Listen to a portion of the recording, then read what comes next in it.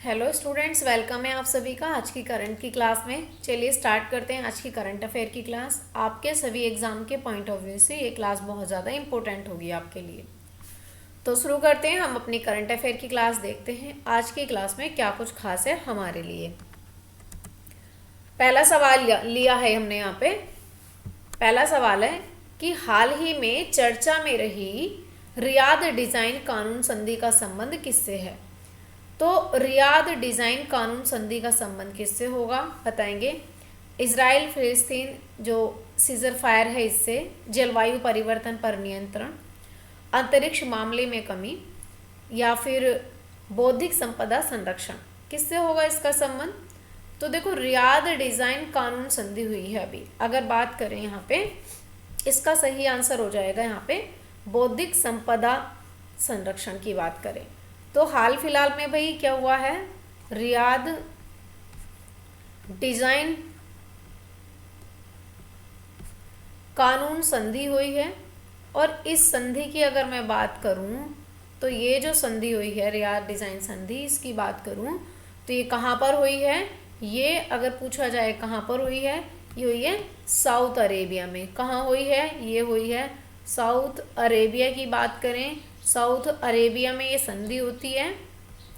और भाई इसकी बात करें तो इसका संबंध किससे होगा, इसका संबंध होगा वर्ल्ड इंटेलेक्चुअल प्रॉपर्टी ऑर्गेनाइजेशन से, यानी कि WIPO से, जो विश्व बौद्धिक संपदा है उससे। ठीक है, अब इसमें जो भी सदस्य हैं, इसके जो मेंबर हैं, उन्होंने यहाँ पे सिग्नेचर किया है इसमें। दूसरी बात क्या है कि जो यहाँ पे WIPO है, वैश्विक बौद्धिक संपदा संगठन है, ये वैश्विक बौद्धिक संपदा संगठन है। तो भाई इसके द्वारा, इसी की तर्ज पे यहाँ पे संधि हुई है। और इसका काम क्या होता है WIPO का, तो जो पेटेंट होते हैं, यानी कि जो पेटेंट हैं या फिर जो ट्रेडमार्क होते हैं, या फिर कहें कि जो पेटेंट हों, ट्रेडमार्क हों या कॉपीराइट हों, है ना, तो या जो कॉपीराइट होते हैं, इन सभी को जारी करना इसका काम होता है WIPO का। अच्छा, इसकी स्थापना कब होती है, तो अगर इसके स्टैब्लिश की बात करें तो 1967 में स्थापना होती है। हेडक्वार्टर कहाँ हो जाएगा इसका, हेडक्वार्टर की बात करेंगे तो ये जिनेवा में हो जाएगा, स्विट्जरलैंड में, जिनेवा स्विट्जरलैंड में। ठीक है। अच्छा, जो WIPO है ये क्या जारी करता है, अगर WIPO की बात करें तो ये क्या जारी करता है, तो भाई ये जारी करता है जितने भी पेटेंट होते हैं, पेटेंट होंगे, ट्रेडमार्क होंगे, है ना, ये सब जारी करता है। और यहाँ पे अगर मैं बात करूँ, जो पेटेंट होता है, पेटेंट 10 साल के लिए जारी किया जाता है। और यहाँ पे ट्रेडमार्क की बात करूँ, GI टैग 10 साल के लिए होता है। और जो पेटेंट होता है ये 20 साल के लिए, और GI टैग जो होता है ये 10 साल के लिए दिया जाता है। ठीक है, किस एक्ट के तहत दिया जाता है, तो अगर एक्ट की बात करें तो कौन सा एक्ट था, 1999 का एक्ट। और शुरू कब होता है, 2003 में ये शुरू होता है। ठीक है, फिलहाल आंसर होगा ऑप्शन डी, बिल्कुल सही आंसर हो जाएगा। चलिए, सफिशिएंट आपके लिए सारी जानकारी हो जाएगी। तो यहाँ पर देखते हैं, साउथ अरेबिया की बात करें तो जी यहाँ पे दक्षिण अरेबिया में या साउथ अरेबिया में यहाँ पे रियाद डिज़ाइन कानून संधि हुई है। और यहाँ पे जो WIPO, देखो WIPO के जो मेंबर हैं, उन्होंने यहाँ पे इसमें जो है शामिल होना या हिस्सा लिया है। अगला सवाल नंबर 2, हाल ही में ब्रह्मोस एरोस्पेस का प्रमुख किसे नियुक्त किया गया है। तो ब्रह्मोस एरोस्पेस का प्रमुख किसे बनाया गया है, के संजय मूर्ति को, अरविंद सिंह सहानी को, या डॉक्टर जयतीर्थ राघवेंद्र जोशी को, हर्षवर्धन अग्रवाल को। इसका सही आंसर क्या होगा, देखो सही आंसर तो हो जाएगा इसका option C, doctor Jayatirtha Raghavendra Joshi की बात करें तो अभी हाल फिलहाल में ब्रह्मोस एरोस्पेस का प्रमुख डॉक्टर जयतीर्थ राघवेंद्र जोशी को नियुक्त किया गया है। अब देखो यहाँ पे बात किसकी हो रही है, हम बात कर रहे हैं यहाँ पे ब्रह्मोस एरोस्पेस की, एरोस्पेस की बात कर रहे हैं। ठीक है, अब यहाँ पे ब्रह्मोस एरोस्पेस की बात करें तो ये क्या है, ब्रह्मोस सुपरसोनिक क्रूज मिसाइल है एक, है ना। तो भाई कैसी हो जाएगी, ब्रह्मोस सुपरसोनिक क्रूज मिसाइल की तरह काम करेगी। कैसे, जो ब्रह्मोस सुपरसोनिक क्रूज मिसाइल होती है, क्रूज। और क्रूज इंपॉर्टेंट है क्यों, तो क्रूज मिसाइल की तरह काम करेगी, है ना। अच्छा क्यों, क्योंकि जो सुपरसोनिक क्रूज मिसाइल होती है इसकी स्पीड बहुत तेज होती है, कितनी, 1 मैक से 5 मैक के बीच, है ना। 1 मैक से 5 मैक के बीच इसकी स्पीड होती है, बहुत ही तेज, ध्वनि के भी 5 गुना तेज। क्योंकि ध्वनि की स्पीड कितनी होती है, 1 मैक, 1 मैक, इससे भी और तेज, 5 गुना तेज होती है, इसीलिए इसको क्रूज मिसाइल बोला जाता है। ठीक है।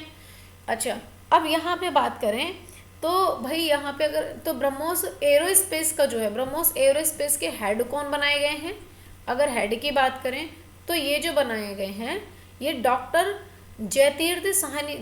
डॉक्टर जयतीर्थ रागेंद्र जोशी बनाए गए हैं। तो भाई ये बनाए गए हैं डॉक्टर जयतीर्थ रागेंद्र जोशी बनाए गए हैं। ठीक है, ये हाल फिलहाल में भी इसके हेड बनाए गए हैं।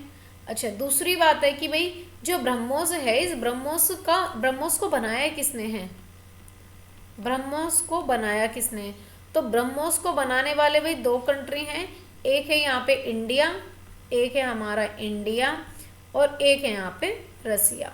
ठीक है, ब्रह्मोस को बनाने वाले 2। अब ब्रह्मा यानी कि ब्रह्म का मतलब देखो, ब्रह्म से तो ब्रह्मपुत्र नदी है, और वही मोस से आपके देखेंगे यहाँ पे रसिया की नदी आ जाएगी। इन दोनों नदियों के नाम पे इसका नाम रखा गया है। ब्रह्मोस का भी हाल फिलहाल में भारत ने ब्रह्मोस जो मिसाइल है इसका निर्यात भी करा है। तो भाई इसका निर्यात किसको करा है, इसका निर्यात करा है फिलीपींस को। किसको, फिलीपींस को इसका निर्यात करा है। ये बहुत ही इंपॉर्टेंट सवाल आपके लिए बन जाएगा। तो यहाँ पे आंसर हो जाएगा ऑप्शन सी, बिल्कुल सही आंसर हो जाएगा। तो यहाँ पर आप देखेंगे ये हैं डॉक्टर जयतीर्थ रागेंद्र जोशी। ठीक है, जो ब्रह्मोस एरोस्पेस के हेड बनाए गए हैं वर्तमान में। अगला सवाल नंबर 3। सवाल नंबर 3 है, हाल ही में सियोल नेशनल यूनिवर्सिटी ने पृथ्वी की धुरी में 31.5 इंच के झुकाव का क्या कारण बताया है। तो देखो रियल तो हमारी है, मैं अगर बात करूं तो हमारी पृथ्वी कितनी झुकी हुई है, यानी कि 23.5 डिग्री, है ना, बिल्कुल। तो अब इन्हें कहा है, यहाँ पे एक सियोल नेशनल यूनिवर्सिटी है, इसने दावा करा है कि पृथ्वी की धुरी 31.5 इंच के झुकाव का क्या कारण होगा बताया है। तो भाई इसने क्या कारण बताया, जापान में भूकंप आ रहे हैं इसलिए इसका झुकाव इतना हुआ है, इतना ज़्यादा, या अत्यधिक भूजल निष्कर्षण की वजह से इतना झुकाव हुआ है, या इंडोनेशियाई ज्वालामुखी का विस्फोट हुआ है जिसकी वजह से ये झुकाव दिखाई दिया है, ये चक्रवात की जो बदली आवृत्ति है इसके द्वारा इसका झुकाव दिखाई दिया है। तो भाई इसका सही आंसर क्या होगा, चलिए सही आंसर क्या होगा, देखो चलिए पहले इसके बारे में थोड़ी सी बात कर लेते हैं। सियोल नेशनल यूनिवर्सिटी है, इसके बारे में देखो अभी हाल फिलहाल में जो सियोल नेशनल यूनिवर्सिटी है, इस सियोल नेशनल यूनिवर्सिटी ने हाल फिलहाल में एक दावा करा है। दावा क्या करा है, इसने कहा है कि जी पृथ्वी जो है, पृथ्वी अपनी दूरी पर जो है पृथ्वी कितनी झुकी रहती है। तो इसने कहा जी पहले जो पृथ्वी रहती थी, पहले जो पृथ्वी थी वो थी 23.5 डिग्री, है ना, 23.5 डिग्री। बोले ठीक है, इतनी झुकी हुई थी, लेकिन अब की बात करें कि लेकिन अब जो झुकी है, अब कितनी झुकी है, तो इसी सियोल यूनिवर्सिटी ने कहा है कि अब जो झुकी हुई है 31.5 इंच पूर्व की तरफ झुकी हुई है, 31.5 इंच पूर्व की तरफ झुकी है। अब ऐसा इसने बोला क्यों है, तो इसने कहा कि जी इतनी झुकी हुई है। तो कारण इनसे पूछा तो इन्होंने कारण क्या बताया, इन्होंने कहा जी कारण ये सिर्फ इतना सा है कि अत्यधिक भूजल निष्कर्षण की वजह से, है ना, तो अत्यधिक भूजल निष्कर्षण की वजह से, अत्यधिक जो भूजल है, इस भूजल का जो निष्कर्षण है, इस निष्कर्षण की वजह से ये इतनी पूर्व की तरफ दिखाई दे रही है। तो सही आंसर क्या हो जाएगा इसका, आंसर होगा option B is the correct answer. Option B यहाँ पे बिल्कुल सही आंसर हो जाएगा। चलिए तो आप देखेंगे हमारी 23.5 डिग्री जो है पृथ्वी झुकी हुई है रहे दिखाई देगी आपको इस तरीके से, है ना। चलिए सवाल नंबर 4, हाल ही में 4400 साल की दुनिया की सबसे पुरानी वर्णमाला की खोज कहाँ पर हुई है। तो भाई 4400 साल ओल्ड आपके जो है यहाँ पे जो हाल फिलहाल में अल्फ़ाबेट मिले हैं, तो ये कहाँ डिस्कवर किए गए हैं। तुर्की में, मिस्र में, सीरिया में या फिर चीन में, कहाँ पे इनकी खोज की गई है। इसका सही आंसर क्या होगा। चलिए पहले सबसे पहले बात कर लेते हैं। देखो ये जो है हाल फिलहाल में, हमें सीरिया के दमिश्क की बात करूं तो हाल फिलहाल में भाई जो सीरिया है, इस सीरिया के कहाँ पर, दमिश्क में, इसकी कैपिटल होगी दमिश्क की बात करें तो जो सीरिया का दमिश्क वाला एरिया है,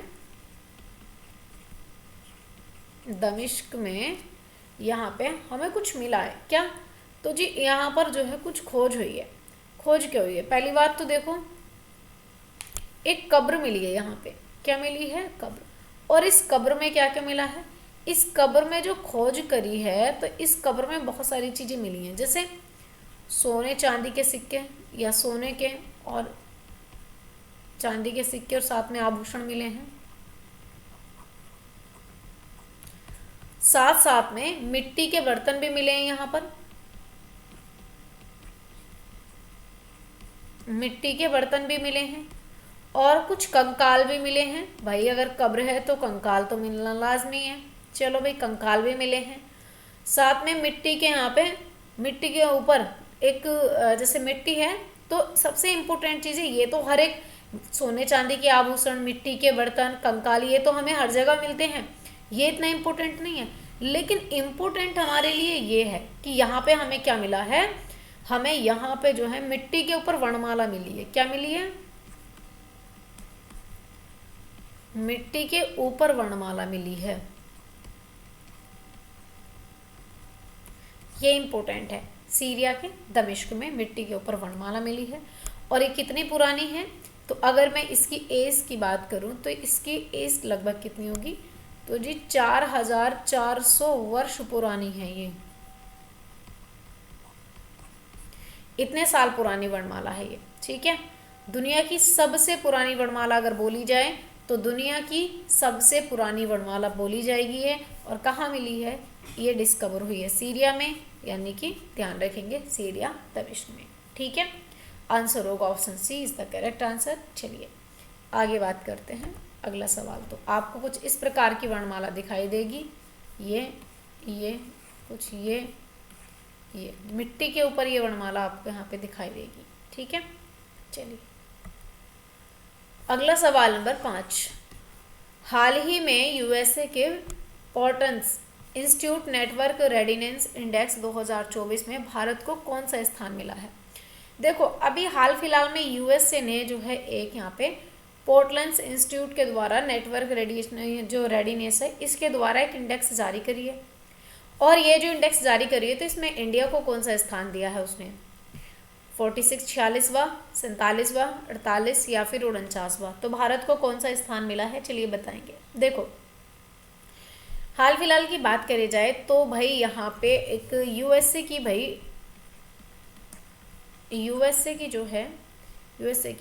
एक इंडेक्स आई है, यूएसए की एक इंडेक्स आई है। और इस इंडेक्स की अगर मैं बात करूँ तो ये इंडेक्स जारी करी है पोर्टलैंड्स ने। पोर्टलैंड्स इंस्टीट्यूट नेटवर्क की बात करें तो जी इंस्टीट्यूट नेटवर्क रेडीनेस के द्वारा ये इंडेक्स जारी करी गई है और ये इंडेक्स 2024 की जारी करी गई है। अब इसमें हुआ क्या है कि इस इंडेक्स की बात करें, यूएसए के द्वारा इसको जारी किया गया है। तो यहाँ पे फर्स्ट नंबर पर इस इंडेक्स में, भाई देखो पहले नंबर की बात करें तो जी पहले नंबर पर इस इंडेक्स ने यूएसए को ही रखा है। इंडेक्स यूएसए की है तो यूएसए को ही पहला स्थान दे दिया। चलो दूसरी बात करें, यहाँ पे लास्ट जो स्थान रखा है, लास्ट किसका रखा है, लास्ट में रखा है यमन को, ठीक है। अब दूसरी बात ये आती कि इंडिया को कौन सा स्थान दिया है। अगर इंडिया की बात करी जाए तो जी इंडिया को कौन सा स्थान दिया है, 49 नंबर का इंडिया को स्थान दिया है कि भाई इंडिया 49 नंबर पर है। अब यहाँ पर अगर मैं बात करूँ तो 2023 में भी इंडेक्स आई थी और 2023 में भारत का क्या स्थिति थी, तो 2023 में इंडिया था 60 नंबर पर। अब भाई यहाँ पे 60 के बाद में जो ये माइनस हुआ है, यानी कि इंडिया का कितना, इंडिया को कैसा देखने के लिए 11, मैं कहूँ कि 11 अंक इंडिया जो है हमारा अच्छा परफॉर्मेंस करा है, 11 अंक इंडिया ने। ठीक है, चलो तो यहाँ पे इतनी बात ध्यान रखेंगे। अच्छा, ये जो इंडेक्स दी जाती है इसकी कितने पिलर होते हैं, अगर बात करूँ इस इंडेक्स के कितने स्तंभ होते हैं, तो इस इंडेक्स के जो स्तंभ इस इंडेक्स के जो स्तंभ होते हैं, इसके स्तंभ होते हैं 4 पिलर होते हैं इस इंडेक्स के। चलिए कौन कौन से पिलर होते हैं, देखो नंबर 1, सबसे पहले पिलर की बात करें तो जो पहला पिलर है इस इंडेक्स का वो है यहाँ पे तकनीकी, कि जी कैसी तकनीकी है। तकनीकी की बात करें तो पहला पिलर हो जाएगा तकनीकी। दूसरा पिलर क्या हो जाएगा इसका, दूसरा पिलर हो जाएगा वहाँ के लोग। और तीसरा जो पिलर है, तीसरा है वहाँ के लोग, साथ में वहाँ का शासन। और फोर्थ नंबर का जो पिलर होगा वो होगा वहाँ का क्या प्रभाव है। ठीक है, तो इन 4 पिलर पर ये इंडेक्स जारी करी जाती है। इंडिया को यहाँ पे 49 नंबर दिया है, फर्स्ट पे यूएसए है, लास्ट में यमन है। ये सारी चीज़ें ध्यान में रखेंगे। ठीक है, चलो अगला सवाल नंबर 6, हाल ही में K4 मिसाइल का सफल परीक्षण किसने या फिर किसने किया है। K4 मिसाइल की बात करें तो जी K4 मिसाइल का सफल परीक्षण किसके द्वारा किया गया है, बताएंगे आप। INS अंतरिक्ष के द्वारा, INS अरिघाट के द्वारा, INS अरिदमन के द्वारा, INS चक्र के द्वारा, किसने करा है K4 मिसाइल। हम जो बात कर रहे हैं, हम बात कर रहे हैं K4 मिसाइल की। अब K4 मिसाइल की अगर बात करी जाए तो जो K4 मिसाइल है इसको बनाया किसने, पहली बात तो इसका संबंध किससे होगा, देखो इसका संबंध हो जाएगा DRDO से। किससे, DRDO से। ठीक है, डिफेंस रिसर्च डेवलपमेंट ऑर्गेनाइजेशन से इसका संबंध हो जाएगा। अच्छा, दूसरी बात है कि ये किस प्रकार की मिसाइल हो जाएगी, ये कैसी मिसाइल है, तो भाई कैसी हो जाएगी, देखो ये जो मिसाइल है, तो अगर मैं इस मिसाइल की बात करूं तो ये K4 मिसाइल जो है आपकी SLMB वाली मिसाइल है। कैसी है, SLBM वाली मिसाइल हो जाएगी। और ये क्या है, ये सबमरीन लॉन्च बैलिस्टिक मिसाइल हो जाएगी। इसको कहें तो ये क्या हो जाएगी, हिंदी में लिख देती हूँ, सबमरीन लॉन्च बैलिस्टिक मिसाइल।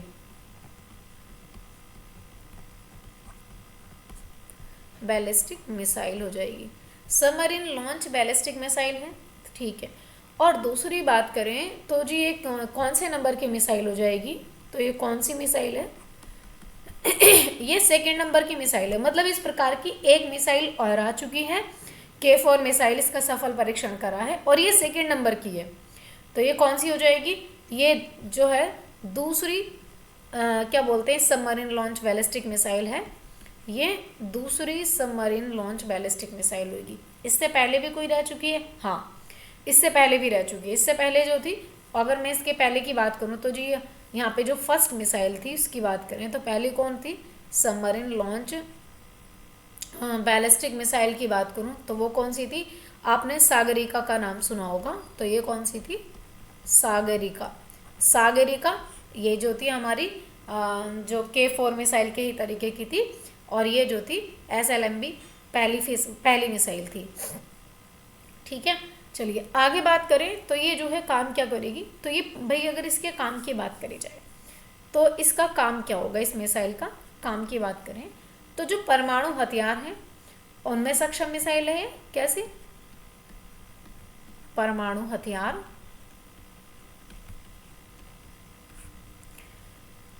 परमाणु हथियार में सक्षम मिसाइल हो जाएगी।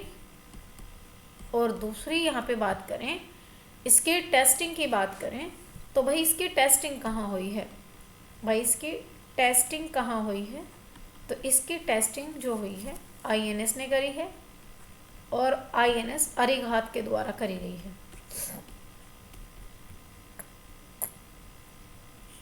INS अरिघाट ने इसकी टेस्टिंग करी है, ठीक है।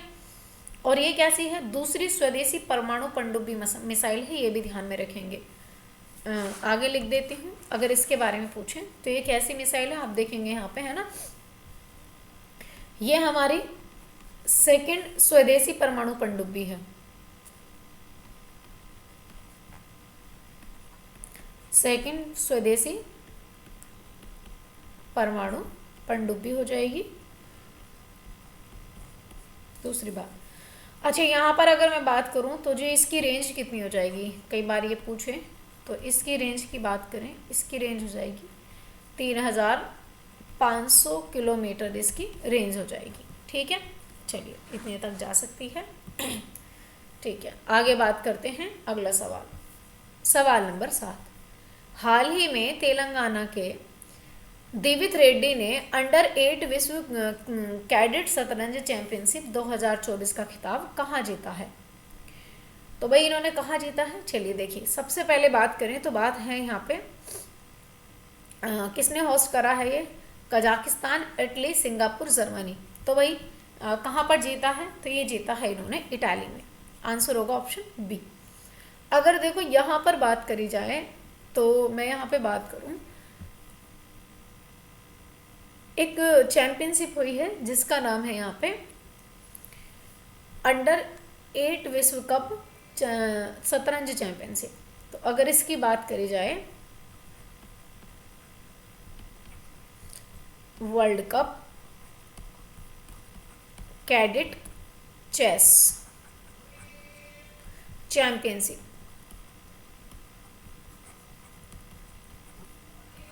तो 2024 की अगर बात करी जाए तो भाई इसको होस्ट कहाँ पे किया गया है, इसको होस्ट किया गया है इटली में। कहाँ पर, इटली ने इसको होस्ट किया है। दूसरी बात यहाँ पे, तो अगर यहाँ पे बात करें जी गोल्ड की, तो यहाँ पे गोल्ड किसने जीता है, गोल्ड जीता है दिवित रेड्डी ने। किसने जीता है, दिवित रेड्डी ने। और दिवित रेड्डी की बात करूं तो ये कहाँ के रहने वाले हैं, ये हैं तेलंगाना के रहने वाले। और इनकी एज कितनी है, तो जी अगर एज की बात करें, एज है इनकी 8 वर्ष, ठीक है। चलिए तो सही आंसर हो जाएगा, Italy is the correct answer. और गोल्ड जीतने वाले डेविड रेड्डी हो जाएंगे। तो यहाँ पर आप देखेंगे ये हैं डेविड रेड्डी, ठीक है। चलो अगला सवाल नंबर 8। हाल ही में चर्चा में रहे ई दाखिल पोर्टल, इम्पोर्टेंट है। ई दाखिल पोर्टल का संबंध किससे हो जाएगा, उपभोक्ता मामलों के विभाग से हो जाएगा, शिक्षा विभाग से, बाल संरक्षण विभाग से, या स्वास्थ्य विभाग से। तो भाई किस डिपार्टमेंट ने ई दाखिल पोर्टल लॉन्च किया है, डिपार्टमेंट ऑफ यहाँ पे consumer affair, department of education, department of यहाँ पे चाइल्ड प्रोटेक्शन, या डिपार्टमेंट ऑफ हेल्थ। तो इसका सही आंसर क्या हो जाएगा, देखो अभी हाल फिलहाल में एक ई दाखिल पोर्टल आया है, क्या नाम है इसका, ई दाखिल पोर्टल की बात करूं तो ये पोर्टल आया है, ठीक है, ई दाखिल पोर्टल। अब ई दाखिल पोर्टल को जो लॉन्च किया है, इसको जो लॉन्च किया है वो लॉन्च किया है लद्दाख ने। किसने, लद्दाख के द्वारा इसको लॉन्च किया गया है। अब बाद में बात करें इसका संबंध किससे है, अगर इसके संबंध की बात करें तो इसका संबंध किससे हो जाएगा, संबंध है इसका उपभोक्ता मामलों के विभाग से। किससे हो जाएगा, उपभोक्ता मामला, डिपार्टमेंट ऑफ कंज्यूमर अफेयर से, है ना। यानी कि उपभोक्ता मामला विभाग, उपभोक्ता मामला विभाग से इसका संबंध हो जाएगा, ठीक है। काम क्या होगा इसका, अगर इसके काम की बात करें तो जी काम क्या है इसका, उपभोक्ताओं की शिकायत को निपटान करना, या उपभोक्ता की जो शिकायतें हैं उनको खत्म करना इसका काम होगा। उपभोक्ताओं की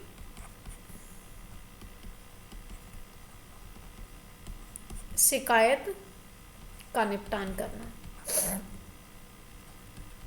ये काम हो जाएगा इसका। फिलहाल इसका आंसर हो जाएगा ऑप्शन ए, बिल्कुल सही आंसर।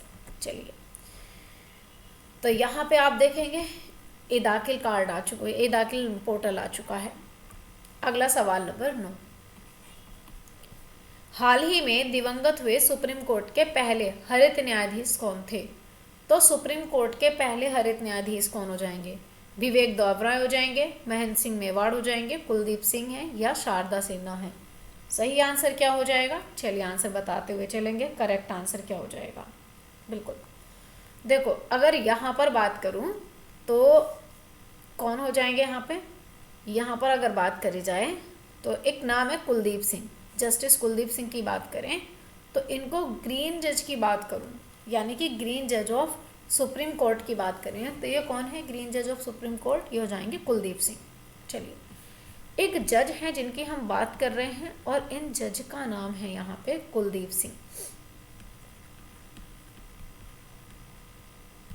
कुलदीप सिंह इनका नाम है और इनका हो चुका है निधन 92 ईयर की एज में, 92 साल की उम्र में इनका निधन हो गया है। और ये सुप्रीम कोर्ट की बात करूँ तो सुप्रीम कोर्ट के पहले जज हैं। कैसे पहले जज हैं? सुप्रीम कोर्ट के पहले ऐसे जज हैं जिनको ग्रीन जज बोला गया है। क्या?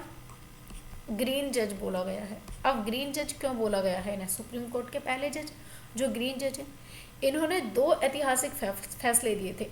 इन्होंने कैसे? इन्होंने 2 फैसले दिए जिनकी वजह से इन्हें ग्रीन जज बोला गया। कौन कौन से फैसले थे? देखो, सबसे पहला एक फैसला था इनका, एक फैसला था ताजमहल को प्रदूषण से बचाना। पर्यावरण सुरक्षा को लेकर के इनके फैसले थे, ध्यान में रखेंगे। पर्यावरण सुरक्षा को लेकर के इनके फैसले थे। तो पहला फैसला था इनका कि ताजमहल को प्रदूषण से बचाना है।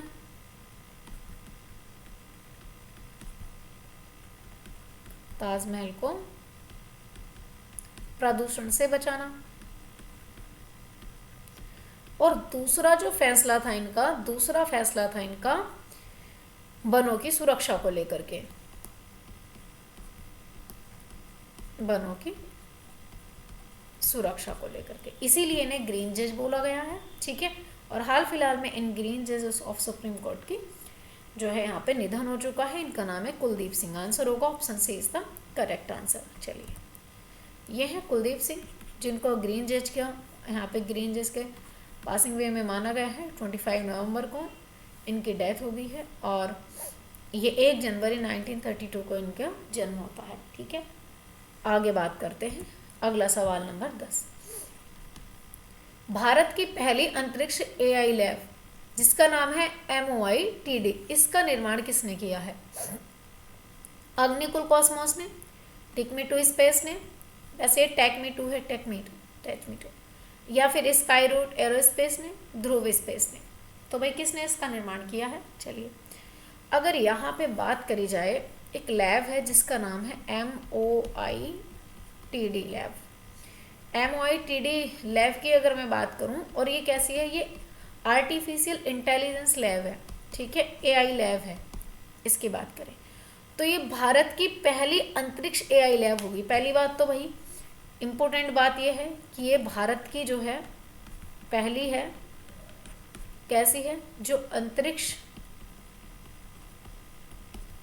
AI लैब है। ठीक है, पहली है जो भारत की अंतरिक्ष AI लैब, इंटेलिजेंस लैब हो जाएगी, आर्टिफिशियल इंटेलिजेंस लैब। और इसका उद्देश्य की बात करें तो जिसका उद्देश्य क्या हो जाएगा?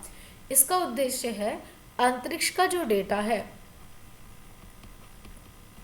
अंतरिक्ष जो डेटा है, इस डेटे की अगर बात करें तो अंतरिक्ष डेटा को पहली बात तो आसानी से,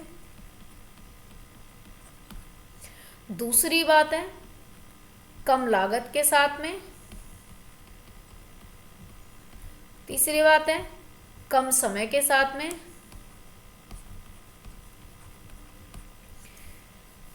कम लागत के साथ में, कम समय के साथ में, और अंतरिक्ष के डेटे को स्टोर करना है ना। ये जो है थोड़े जल्दी मतलब इसको स्टोर कर ले, ये जो है इसका काम हो जाएगा। ठीक है, अच्छा, साथ में दूसरी बात आती है कि जी इसके निर्माण की बात करें तो इसके निर्माण की बात करें तो वही इसका निर्माण किसने करा है? टेकमी2 स्पेस ने करा है। किसने? टेकमी2 स्पेस ने इसका निर्माण करा है। स्पेस के द्वारा इसका निर्माण हुआ है। टेकमी2 स्पेस कहाँ हो जाएगा? हैदराबाद में। हैदराबाद ने इसका निर्माण करा है। अब तीसरी बात आती है इसको लॉन्च किसने करा है। अगर इसके लॉन्च की बात करें तो ये लॉन्च करा है PSLV। C60 की बात करूं, C60 ने जो है इसको लॉन्च करा है वाहन से, ठीक है। अच्छा किसने, तो भाई ये हो जाएगा आपका इसरो, इसरो के द्वारा इसको लॉन्च किया गया है, ठीक है। चलिए तो ये आप ये चीज़ें ध्यान रखेंगे, ये है आपकी, आप ध्यान रखेंगे, बाकी चीज़ें हम देखने वाले हैं कल। Thank you for watching guys, thank you.